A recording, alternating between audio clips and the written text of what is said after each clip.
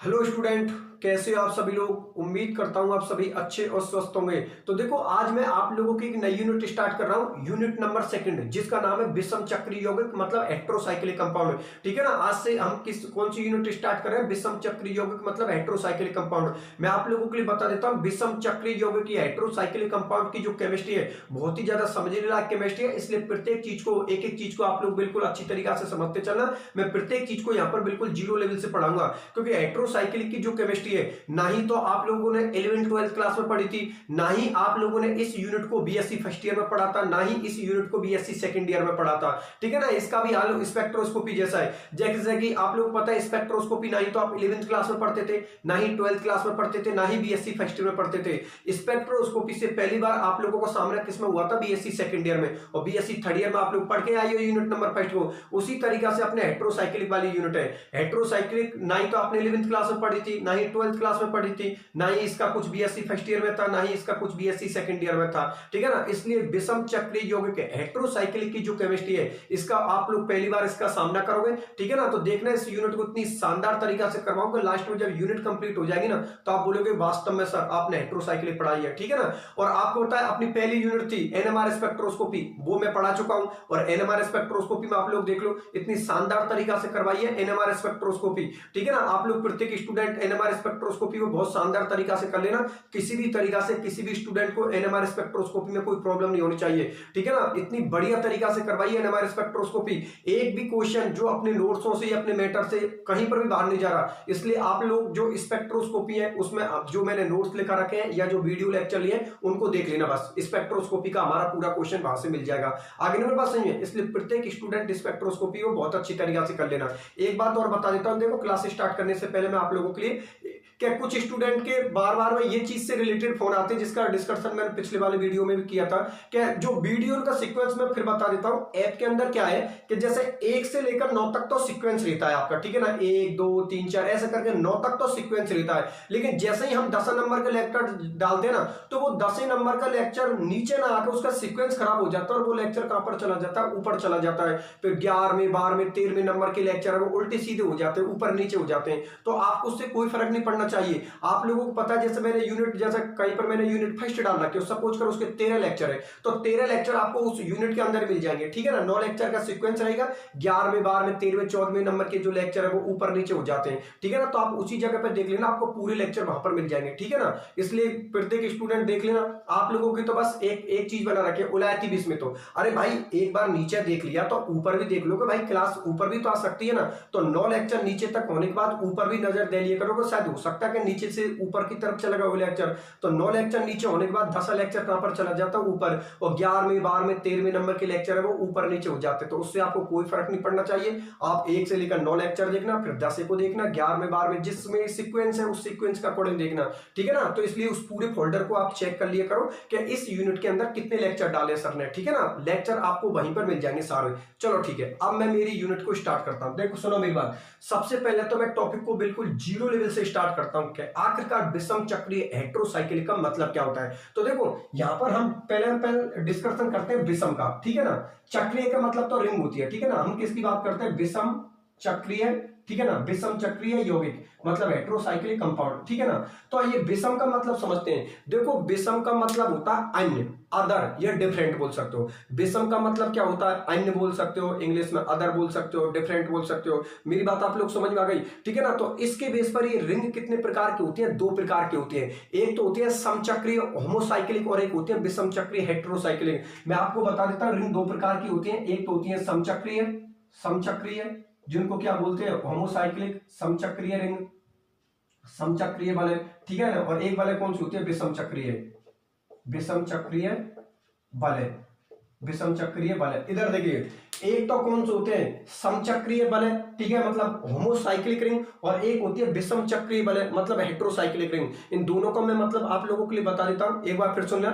Ring कितने प्रकार की होती है, 2 प्रकार की होती है। एक तो कौन होती है, समचक्रीय बल मतलब होमोसाइक्लिक रिंग, एक होती है विषम चक्रीय बल मतलब हेटेरोसाइक्लिक रिंग। ठीक है ना। और इनके जो कंपाउंड होते हैं तो इनको क्या बोलते हैं, समचक्रीय यौगिक। ठीक है ना, मतलब होमोसाइक्लिक कंपाउंड, इनको क्या बोलते हैं, विषम चक्रीय यौगिक मतलब हेटेरोसाइक्लिक कंपाउंड। मेरी बात आप लोग समझ में आ गई। तो सबसे पहले तो मैं मैं आप लोगों के लिए बता देता हूँ समचक्रीय रिंग का मतलब क्या होता है या होमोसाइक्लिक रिंग का मतलब क्या होता है या होमोसाइक्लिक कंपाउंडों का मतलब क्या होता है। तो सुनो मेरी बात ध्यान से कि बे रिंग या बे कंपाउंड जिनमें केवल कार्बन और हाइड्रोजन ही प्रेजेंट हो, मतलब बे कोई भी ऑर्गेनिक कंपाउंड जिनके अंदर कार्बन और हाइड्रोजन प्रेजेंट है, कोई तीसरा एटम प्रेजेंट नहीं है, तो वो रिंग कौन होती है, समचक्रीय मतलब होमोसाइक्लिक रिंग। एक बार फिर से सुनना, बे ऑर्गेनिक कंपाउंड जिनकी रिंग के अंदर केवल कार्बन और हाइड्रोजन एटम प्रेजेंट होते हैं, तीसरा कोई एटम प्रेजेंट नहीं होता, उन रिंगों को हम क्या बोलते हैं, समचक्रीय, और उन कंपाउंडों को हम क्या बोलते हैं, समचक्रीय यौगिक मतलब होमोसाइक्लिक कंपाउंड, और इनको क्या बोलते हैं, होमोसाइक्लिक रिंग। मेरी बात आप लोग समझ में आ गई। जैसे कि एग्जांपल के तौर पर बेंजीन, आप लोगों को पता है जो बेंजीन की रिंग होती है उसमें केवल दो एटम ही प्रेजेंट होते हैं, एक तो कार्बन एटम प्रेजेंट होता है और एक हाइड्रोजन एटम प्रेजेंट होता है, इसलिए जो बेंजीन की रिंग होती है ना वो होती है समचक्रीय होमोसाइक्लिक रिंग। ये जो एग्जांपल ले लेता हूं, ये होमोसाइक्लिक के लिए बेस्ट एग्जांपल किसका होता है, बेंजीन का होता है। आपको पता है बेंजीन के पास कार्बन कितने होते हैं, 6, और हाइड्रोजन भी कितने होते हैं, 6। इसकी प्रत्येक पोजीशन है एक एक हाइड्रोजन एटम जुड़ा होता है, ठीक है ना, इसकी प्रत्येक पोजीशन से एक एक हाइड्रोजन एटम जुड़ा होता है। तो जो बेंजीन की रिंग होती है वो कौन होती है, समचक्रीय बल है, मतलब होमोसाइक्लिक रिंग, ठीक है ना, क्योंकि इसकी रिंग में केवल दो एटम ही प्रेजेंट होते हैं, एक तो कार्बन एटम प्रेजेंट होता है और एक हाइड्रोजन एटम प्रेजेंट होता है। तो जिनकी रिंग में, जिन ऑर्गेनिक कंपाउंडों की रिंग में केवल दो एटम प्रेजेंट होते हैं, कार्बन और हाइड्रोजन, उनकी रिंग को हम क्या बोलते हैं, समचक्रीय मतलब होमोसाइक्लिक रिंग, और उनके कंपाउंडों को हम क्या बोलते हैं, होमोसाइक्लिक कंपाउंड या समचक्रीय यौगिक। मेरी बात आप लोग समझ में आ गई। अब बात करते हैं विषम चक्रीय यौगिकों की, हेटेरोसाइक्लिक कंपाउंडों की, हेटेरोसाइक्लिक रिंग की। कि देखो अगर कार्बन और हाइड्रोजन के अलावा उस रिंग में कोई तीसरा एटम प्रेजेंट है तो समझ जाना वो कंपाउंड आपके कौन होंगे, विषम चक्रीय हेटेरोसाइक्लिक, ठीक है ना। विषम का मतलब होता है अदर, मतलब कार्बन और हाइड्रोजन के अलावा कोई तीसरा आ गया, ठीक है ना। तो बे कंपाउंड जिनकी रिंग में कार्बन और हाइड्रोजन के अलावा कोई तीसरा एटम प्रेजेंट है, उन कंपाउंडों को या उन रिंगों को हम क्या बोलते हैं, होमोसाइक्लिक कंपाउंड या homocyclic ring, sorry heterocyclic compound या हेटेरोसाइक्लिक रिंग। मेरी बात आप लोग समझ में आ गई। एक बार फिर सुनना, मैं ये बोल रहा हूं कि बे ऑर्गेनिक कंपाउंड जिनकी रिंग में कार्बन और हाइड्रोजन एटम प्रेजेंट है उनको होमोसाइक्लिक कंपाउंड बोलते हैं, और बे ऑर्गेनिक कंपाउंड जिनकी रिंग में कार्बन और हाइड्रोजन के अलावा कोई तीसरा एटम प्रेजेंट है उनको हम क्या बोलते हैं, विषम चक्रीय मतलब हेटेरोसाइक्लिक कंपाउंड। और इनके लिए बेस्ट एग्जांपल जिसका हम डिस्कशन करने वाले हैं, प्रोल, फ्यूरेन, थायोफिन, पिरिडीन, ये सारे एग्जांपल किसके हैं, विषम चक्रीय अर्थात हेटेरोसाइक्लिक कंपाउंडों के। मेरी बात आप लोग समझ में आ गई ना। क्या अब आप बोलोगे सर विषम चक्रीय यौगिकों में कौन कौन से वो एटम हो सकते हैं, तो देखो वो तीसरा एटम आपका नाइट्रोजन हो सकता है, सल्फर हो सकता है, ऑक्सीजन हो सकता है, हेलोजन हो सकता है, कोई सा भी हो सकता है आप लोगों का, ठीक है ना। मैं क्या बोल रहा हूं कि बे ऑर्गेनिक कंपाउंड जिनकी रिंग के अंदर कार्बन और हाइड्रोजन एटम प्रेजेंट होता है उनको होमोसाइक्लिक कंपाउंड बोलते हैं, जैसे कि बेंजीन, क्योंकि बेंजीन की रिंग में कार्बन और हाइड्रोजन एटम प्रेजेंट है। लेकिन बे ऑर्गेनिक कंपाउंड जिनकी रिंग में कार्बन और हाइड्रोजन के अलावा कोई तीसरा एटम प्रेजेंट है, तीसरा एटम आपका नाइट्रोजन भी हो सकता है, आपका ऑक्सीजन भी हो सकता है, आपका सल्फर भी हो सकता है, आपका हेलोजन भी हो सकता है, ऐसे कंपाउंडों को हम बोलते हैं हेटेरोसाइक्लिक कंपाउंड है, विषम चक्रीय यौगिक। और इनकी रिंगों में किसका नाम आ जाएगा, प्रोल, फ्यूरेन, थायोफिन, पिरिडीन, जिसका डिस्कशन हम इस यूनिट में करेंगे। ये यूनिट इन चारों की है, प्रोल, फ्यूरेन, थायोफिन, पिरिडीन, ठीक है ना। बारी बारी से एक एक का हम डिस्कशन करेंगे। देखो हेटेरोसाइक्लिक कंपाउंडों के एग्जांपल कौन हो गए, एक तो आप लोगों को कौन हो गया, प्रोल हो गया, ये स्ट्रक्चर किसकी होती है, प्रोल की होती है, ठीक है ना। ये स्ट्रक्चर किसकी होती है, फ्यूरेन की होती है। ये स्ट्रक्चर किसकी होती है, फ्यूरेन की होती है। ये स्ट्रक्चर किसकी होती है, थायोफिन की होती है। ये स्ट्रक्चर किसकी होती है, थायोफिन की होती है, ठीक है ना। और ये स्ट्रक्चर किसकी होती है, पिरिडीन की होती है। अब इन सब पर डिस्कशन करूंगा मैं आप लोगों के लिए, ठीक है ना।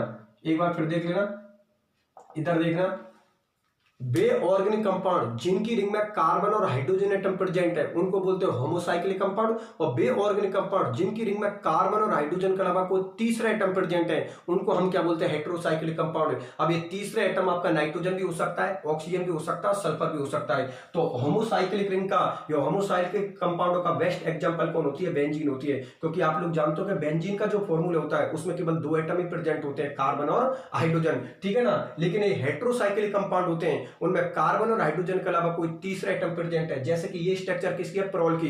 प्रोल में कौन प्रेजेंट है, नाइट्रोजन तीसरा एटम। ये कौन है, फ्यूरेन है, फ्यूरेन में कौन प्रेजेंट है, ऑक्सीजन प्रेजेंट है। ये कौन है आपका, थायोफिन, थायोफिन में कौन है, सल्फर प्रेजेंट है। ये कौन है, पिरिडीन, पिरिडीन में कौन प्रेजेंट है, आप लोगों को नाइट्रोजन। मेरी बात आप लोग समझ में आ गई ना। तो रिंग कितने प्रकार की होती है, दो, एक समचक्रीय, एक विषम चक्रीय, मतलब एक होमोसाइक्लिक और एक हेटेरोसाइक्लिक, ठीक है। होमोसाइक्लिक का मतलब बे रिंग जिनमें कार्बन और हाइड्रोजन प्रेजेंट है, और हेटेरोसाइक्लिक का मतलब ये कि वे रिंग जिनके अंदर कार्बन और हाइड्रोजन के अलावा कोई तीसरा एटम प्रेजेंट है, और वो तीसरा एटम इनमें से कोई सा भी हो सकता है आप लोगों का।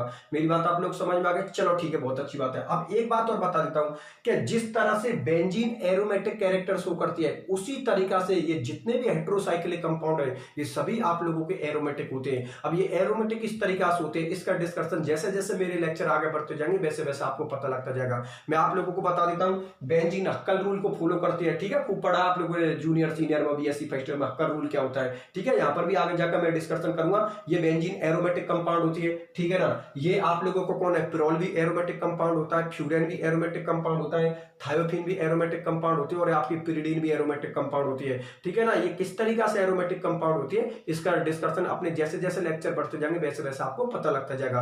अभी हम जितनी भी इसके बारे में हेटेरोसाइक्लिक के बारे में पढ़ रहे हैं वो उसकी बेसिक केमिस्ट्री पढ़ रहे हैं, ठीक है ना, कि इनका मतलब क्या आता है। आगे बात समझ में, एक बार फिर से बता देता हूं, ये चारों कंपाउंड हेटेरोसाइक्लिक कंपाउंडों के नाम से जाने जाते हैं क्योंकि इनकी रिंग में कार्बन और हाइड्रोजन के अलावा कोई तीसरा एटम प्रेजेंट है, ठीक है ना। वो चार के चारों ये आप लोगों के सामने लेके चार के चारों आप लोगों के एरोमेटिक कंपाउंड है क्योंकि हक्कल रूल को फॉलो करते हैं, ठीक है ना। हक्कल रूल को किस तरीका से फॉलो करते हैं इनको मैं आगे बता दूंगा आप लोगों के लिए, ठीक है। पहले तो ये बात बताओ, ये बात आप लोग समझ में आ गई। अब सुनो मेरी बात ध्यान से कि गौर से इन चारों की आप लोग स्ट्रक्चर देखो, ठीक है ना। चारों की आप लोग स्ट्रक्चर देखो तो स्ट्रक्चर में आपको ये दिखाई दे रहा है कि इनकी रिंग में कितने मेंबर है, 5 मेंबर, ये भी 5 मेंबर है क्योंकि 5 एटम प्रेजेंट है। देखो 1 2 3 4 5, ये भी 5 मेंबर है, 1 2 3 4 5, ये भी 5 मेंबर है, 1 2 3 4 5, और ये आप लोगों की 6 मेंबर रिंग है, ठीक है ना। तो इन एटमों के बेस पर ये रिंग कितने प्रकार की होती हैं या इनके सदस्य मेंबर कितने प्रकार के होते हैं उनका भी मैं डिस्कशन कर लेता हूं एटमों के आधार पर,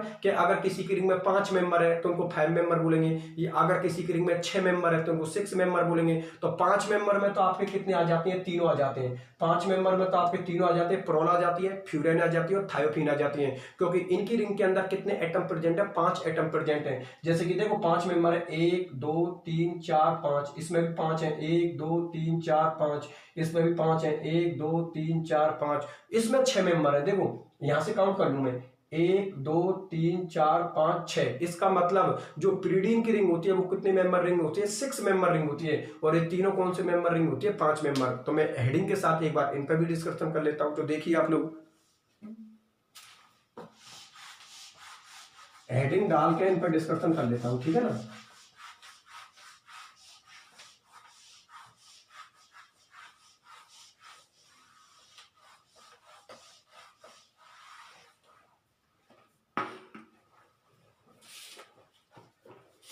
देखो 5 सदस्यीय मतलब 5 मेंबर, 5 सदस्यीय मतलब 5 मेंबर, विषम चक्रीय, विषम चक्रीय यौगिक मतलब 5 मेंबर हेटेरोसाइक्लिक कंपाउंड, विषम चक्रीय यौगिक मतलब 5 मेंबर हेटेरोसाइक्लिक कंपाउंड, ठीक है ना। इनमें हम किन का अध्ययन करेंगे, 3 का अध्ययन करेंगे। एक तो कौन हो गया आपका, प्रोल हो गया, एक तो कौन हो गया आपका, प्रोल हो गया,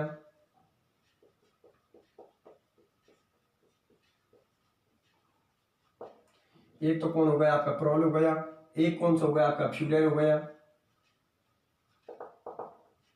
ये कौन हो गया आप लोगों का, फ्यूरेन हो गया, एक कौन हो गया, फ्यूरेन हो गया, और एक कौन हो गया आपका, थायोफिन हो गया। ये स्ट्रक्चर किसकी है, थायोफिन की, ठीक है ना। ये स्ट्रक्चर किसकी है, थायोफिन की, थायोफिन, ठीक है ना। ये स्ट्रक्चर किसकी होती है, थायोफिन की, ठीक है ना। और एक हेडिंग डाल देता हूं 6 मेंबर अर्थात 6 सदस्यीय, 6 सदस्यीय विषम चक्रीय यौगिक मतलब 6 मेंबर हेटेरोसाइक्लिक कंपाउंड, ठीक है ना। 6 मेंबर हेटेरोसाइक्लिक कंपाउंड, और इसमें किसका डिस्कशन होगा, पिरिडीन का। इसमें किसका डिस्कशन करेंगे हम लोग, पिरिडीन का, ठीक है ना। इसमें किसका डिस्कशन करेंगे, पिरिडीन का, पिरिडीन, पिरिडीन, ठीक है। तो देख लो इधर, देखो एटमों के बेस पर इनकी रिंग कितने प्रकार की होती है? दो। एक तो कौन होती है? 5 मेंबर, 5 मेंबर हेटेरोसाइक्लिक कंपाउंड, मतलब जिनकी रिंग के अंदर कितने एटम प्रेजेंट होते हैं? 5 एटम प्रेजेंट होते हैं। मेरी बात आप लोग समझ में आ गई? तो 5 मेंबर है, आप नंबरिंग यहां से करोगे हेटेरोसाइक्लिक, जो अपने अभी नोमेनक्लेचर की भी हम बात करेंगे, नंबरिंग हमेशा कहां से होती है? हेटेरो एटम से होगी। तो देखो 1 2 3 4 5 वही 1 2 3 4 5 वही 1 2 3 4 5, ठीक है ना। तो ये आप लोगों की तीनों 5 मेंबर रिंग है, क्योंकि इनके रिंग के अंदर कितने एटम प्रेजेंट है? 5 एटम प्रेजेंट है, इसलिए इनको हम क्या बोलते हैं? 5 मेंबर हेटेरोसाइक्लिक कंपाउंड, मतलब 5 सदस्यीय विषम चक्रीय यौगिक। अब हम बात करते हैं 6 मेंबर हेटेरोसाइक्लिक कंपाउंडों की। तो 6 मेंबर के अंदर क्या होगा कि जिनकी रिंग के अंदर कितने एटम प्रेजेंट होते हैं? 6 एटम प्रेजेंट होते हैं। जैसे कि पिरिडीन, आपको पता पिरिडीन की रिंग है जो कितने मेंबर रिंग है? 6 मेंबर। आपको पता बेंजीन की रिंग भी 6 मेंबर है, लेकिन बेंजीन की रिंग और इनकी रिंग में क्या डिफरेंट है कि बेंजीन की रिंग होमोसाइक्लिक है और इनकी रिंग कौन सी है? हेटेरोसाइक्लिक है, क्योंकि बेंजीन की रिंग के अंदर कार्बन और हाइड्रोजन एटम प्रेजेंट होते हैं, इसलिए उसकी रिंग होमोसाइक्लिक होती है। और इनकी रिंग में कार्बन और हाइड्रोजन के अलावा कोई तीसरा एटम प्रेजेंट है, इसलिए इनकी रिंग को हम क्या बोलते हैं? Heterocyclic ring. और इनके जो कंपाउंड होते हैं उनको हम क्या बोलते हैं? Heterocyclic compound. मेरी बात आप लोग समझ में आ गई? 5 मेंबर में हम कितने का अध्ययन करेंगे? 3 का अध्ययन करेंगे, प्रोल, फ्यूरेन, थायोपीन। और 6 मेंबर में हम किसका अध्ययन करेंगे? एक का अध्ययन करेंगे, जो कौन होगी? हमारी पिरिडीन। मेरी बात आप लोग समझ में आ गई? चलो ठीक है, ये तो इनके बेसिक हो गया, ठीक है ना। एक बार फिर से डिस्कशन कर लेता हूं, उसके बाद में हम किस पर चलेंगे? नामकरण पर, मतलब नोमेनक्लेचर पर। तो देखो सुनो मेरी बात, मैंने यूनिट को स्टार्ट करते वक्त आप लोगों को लिए बता के विषम का मतलब होता है अदर, अन्य, डिफरेंट, कुछ भी बोल सकते हो आप लोग, ठीक है ना। तो वहां पर हमने रिंगों को दो तरीका से क्लासिफाई किया, एक तो होती है समचक्रीय और एक होती है विषम चक्रीय, मतलब एक तो होमोसाइक्लिक और एक हेटेरोसाइक्लिक। तो बे ऑर्गेनिक कंपाउंड जिनकी रिंग में कार्बन और हाइड्रोजन एटम प्रेजेंट होता है उनकी रिंग को बोलते हैं समचक्रीय, होमोसाइक्लिक।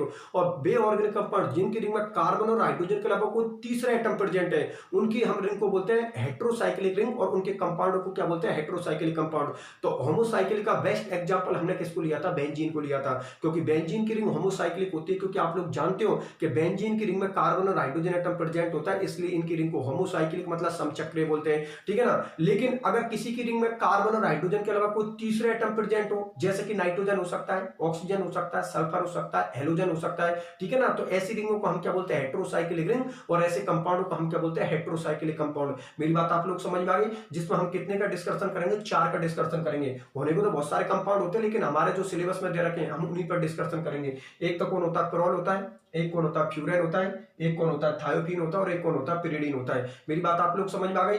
प्रोल, फ्यूरेन, थायोपीन इनकी 5 मेंबर रिंग होती है, क्योंकि इनकी रिंग के अंदर 5 एटम प्रेजेंट होते हैं। और जो पिरिडीन की रिंग होती है वो 6 मेंबर होती है, क्योंकि इसकी रिंग के अंदर कितने मेंबर होते हैं? कितने एटम प्रेजेंट होते हैं? 6 एटम प्रेजेंट होते हैं, इसलिए जो पिरिडीन की रिंग होती है वो 6 मेंबर रिंग होती है। मेरी बात आप लोग समझ में आ गई? चलो ठीक है, बहुत अच्छी बात है। अब इनके नामकरण, नोमेनक्लेचर की बात करते हैं, तो इसको पूरे को मिटा देता हूं और इनके नोमेनक्लेचर की बात करते हैं। तो देख लो नोमेनक्लेचर भी आप लोग।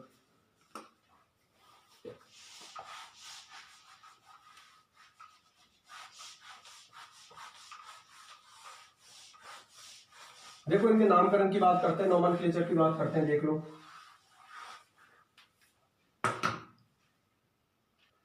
देखिए आप लोग हेडिंग डाल देते हैं नामकरण नोमेनक्लेचर। नामकरण मतलब नोमेनक्लेचर, ठीक है। तो नोमेनक्लेचर के लिए एक आप लोगों के लिए टेबल बना देता हूं।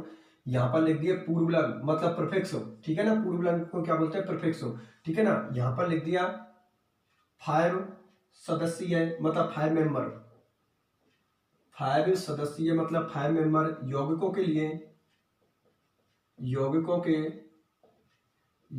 के लिए अनुलग्न मतलब सफिक्स, ठीक है ना। अनुलग्न को क्या बोलते हैं? सफिक्स। और पूर्व लग्न को क्या बोलते हैं? प्रीफिक्स बोलते हैं, ठीक है ना। अब बात करते हैं 6 मेंबर की। तो देखो 6 मेंबर मतलब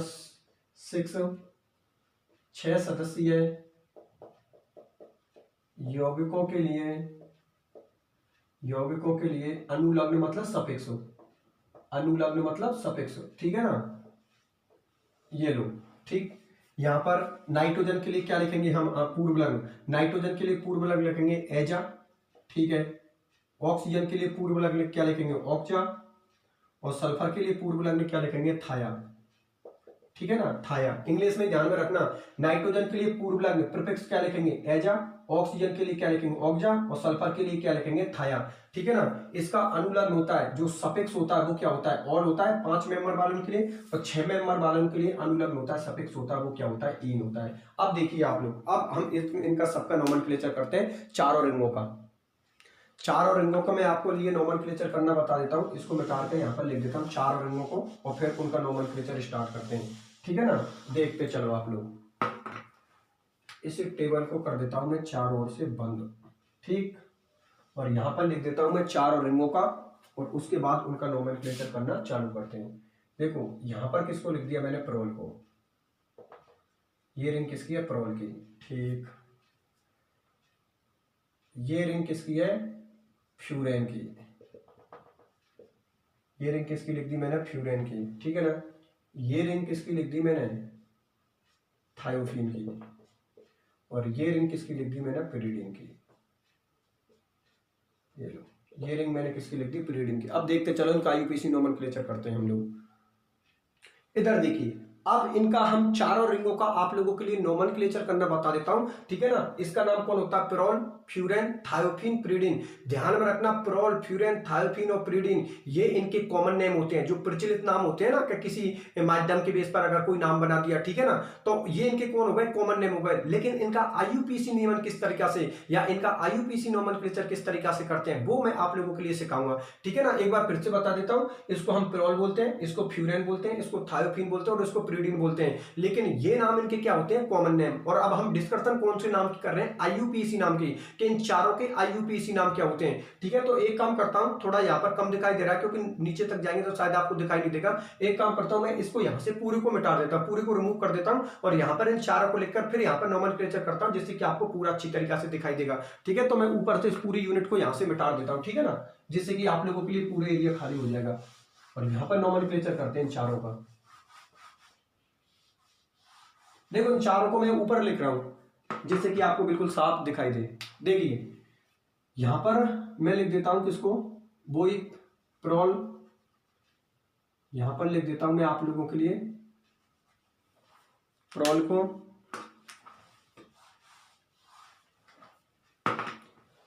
ये लो, ये हो गया आप लोगों का प्रोल।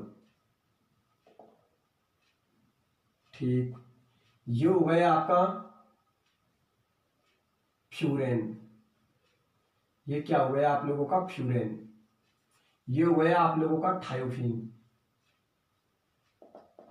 ये हो गया थायोफिन, और ये हो गई आप लोगों की पिरिडिन।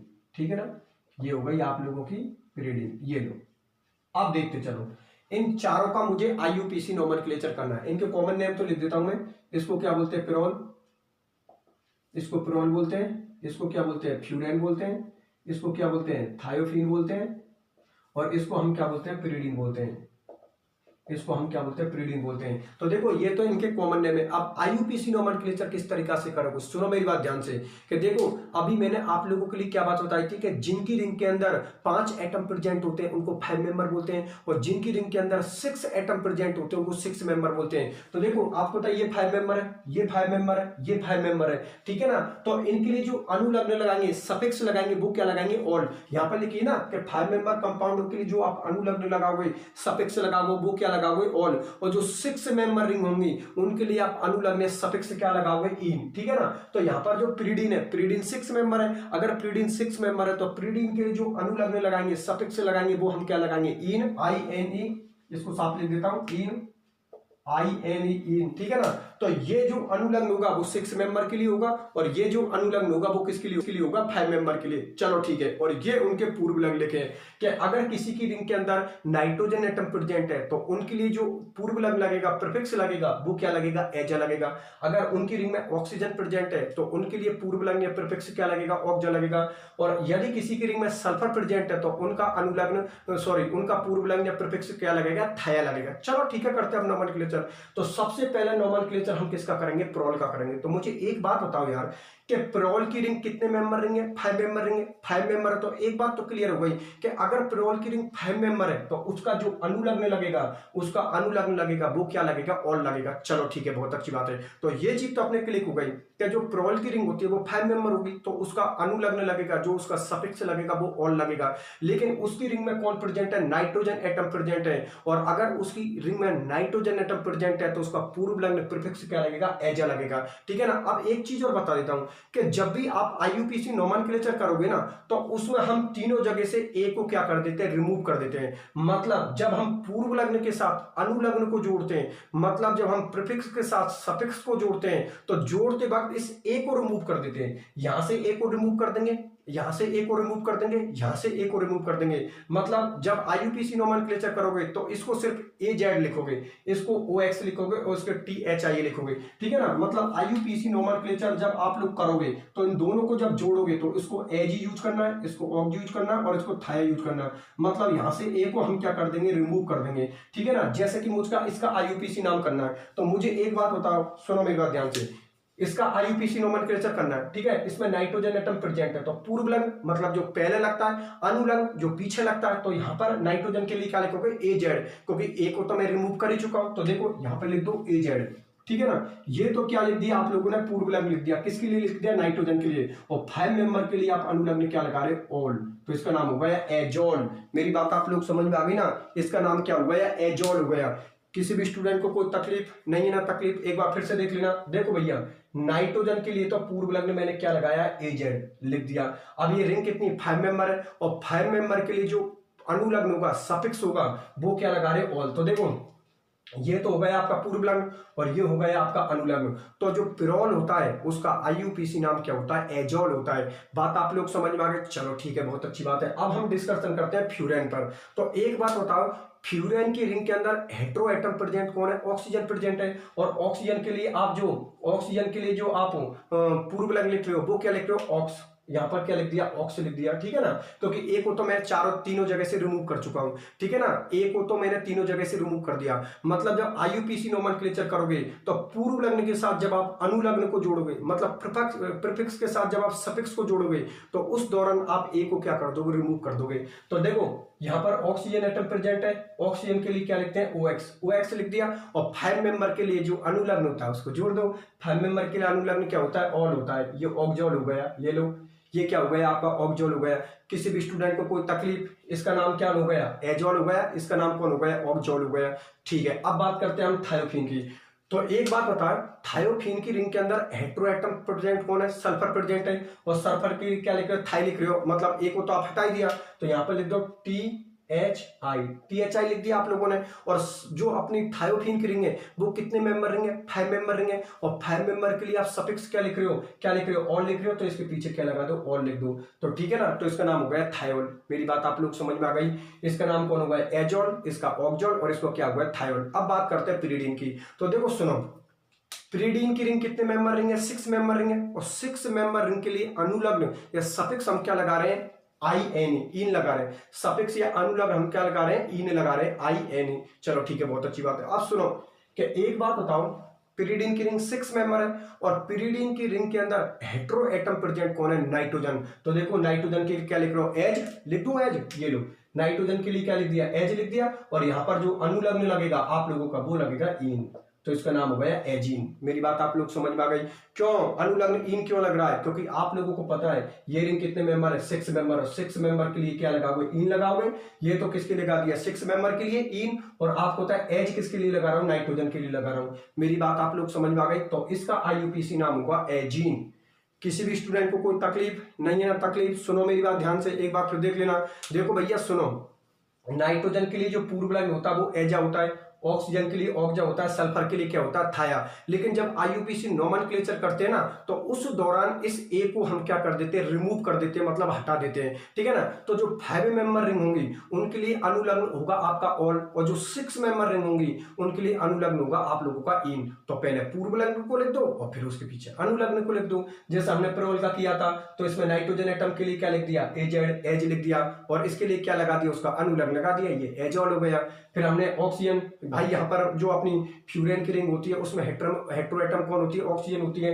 ऑक्सीजन के लिए क्या लिख रहे हो, OX लिख रहे हो, ठीक है ना। और 5 मेंबर रिंग है तो अनुलग्न क्या लगेगा, ऑक, तो ऑक्जॉल हो गया, ठीक है ना। यहाँ पर हेटेरोएटम कौन है, सल्फर, सल्फर के क्या लिख दिया, THI थाई, क्योंकि एक को तो हमने रिमूव कर ही रखा है, ठीक है ना, थाई, ठीक है ना, ये क्या लिख दिया थाई। और यहाँ पर 5 मेंबर रिंग है तो उसका अनुलग्न लगा दिया, ठीक है ना, क्या हो गया, थायन हो गया आप लोगों का।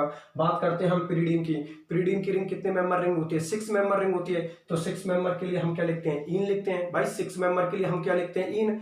5 मेंबर के लिए और लिखते हैं और 6 मेंबर के लिए क्या लिखते हैं, इन लिखते हैं। यहाँ पर हेटेरोएटम कौन प्रेजेंट है, नाइट्रोजन एटम प्रेजेंट है, तो नाइट्रोजन के लिए क्या लिखते हो, एजेड लिख रहे हो, ठीक है ना। और 6 मेंबर के लिए क्या लिख रहे हो, इन लिख रहे हो। तो इसका जो IUPAC नाम होगा वो कौन होगा, एजीन। किसका, पिरिडीन का।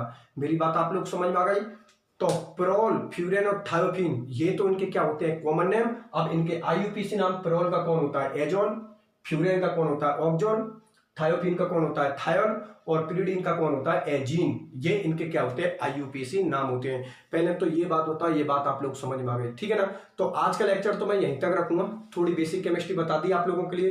देखो हेटेरोसाइक्लिक कंपाउंडों की आज मैंने आप लोगों के लिए बेसिक केमिस्ट्री बता दी कि हेटेरोसाइक्लिक कंपाउंडों का मतलब क्या होता है, ठीक है ना। बेसिक केमिस्ट्री को बताने के बाद फिर इन सबके मैंने IUPAC नोमेनक्लेचर करके भी बता दिया कि भाई ये तो इनके कॉमन नेम होते हैं और IUPAC सिस्टम में इनको हम क्या बोलते हैं। नियम आप लोगों के लिए बता दिए। 3 हेटेरोएटम प्रेजेंट है, एक तो नाइट्रोजन है, ठीक है, एजा लिख रहे हो, एक ऑक्सीजन है, ऑक्जा लिख रहे हो, एक सल्फर है, क्या लिख रहे हो, थाई लिख रहे हो।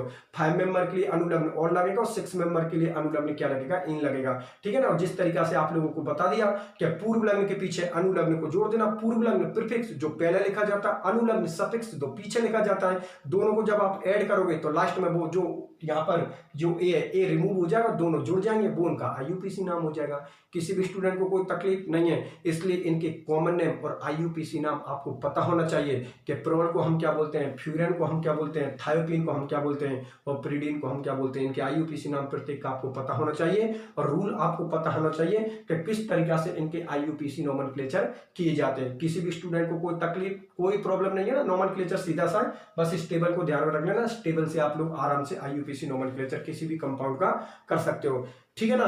तो बेसिक केमिस्ट्री बता दी आज के लेक्चर में और नोमेनक्लेचर के बारे में बता दिया, ठीक है ना। अगले लेक्चर में थोड़ी इसकी एरोमेटिसिटी के बारे में बात कर लेंगे। जैसे कि मैंने अभी बोली है कि ये चारों कंपाउंड प्रोल, फ्यूरेन, थायोफिन और पिरिडीन ये एरोमेटिक कंपाउंड होते हैं, अर्थात बेंजीन की तरह ये एरोमेटिक कैरेक्टर शो करते हैं, ठीक है ना। तो वो किस तरीके से एरोमेटिक कैरेक्टर शो करते हैं इसका डिस्कशन मैं कल के लेक्चर में करूंगा, ठीक है ना। यहाँ तक किसी भी स्टूडेंट को कोई प्रॉब्लम नहीं होनी चाहिए। जितनी भी उसकी बेसिक केमिस्ट्री थी, बेसिक केमिस्ट्री मैंने आपको बता दी। और एक बात आप विशेषकर ध्यान में रखना, हेटेरोसाइक्लिक स्पेक्ट्रोस्कोपी एक ऐसी यूनिट है कि आप लोग इसको बिल्कुल कॉन्सेप्ट बेस में चलना, ठीक है ना, बिल्कुल कॉन्सेप्ट बेस में चलना, क्योंकि ज्यादातर इसमें रटने का कहीं पर बहुत ही कम मैटर आएगा, ठीक है। कोई रिएक्शन ऐसे वैसे कोई जैसे कि रिएजेंट है ऐसी वैसी रेक्टिफिकेशन आ सकती है, बाकी की पूरी यूनिट कॉन्सेप्ट बेस है, ठीक है ना। पूरी यूनिट कॉन्सेप्ट बेस है, समझते चलो, सारी चीजों को बहुत बढ़िया तरीके से एक्सप्लेन करके चलूंगा। किसी भी स्टूडेंट को कोई प्रॉब्लम होती है ये आपको पता ही, मैं हर वीडियो लेक्चर में बोल रहा हूँ, आप लोग आराम से मेरे से डिस्कशन कर सकते हो, ठीक है ना। किसी भी स्टूडेंट को किसी भी तरीका से कोई प्रॉब्लम नहीं होनी चाहिए, ठीक है। फिर मिलते हैं अगले लेक्चर में, अपना ख्याल रखना।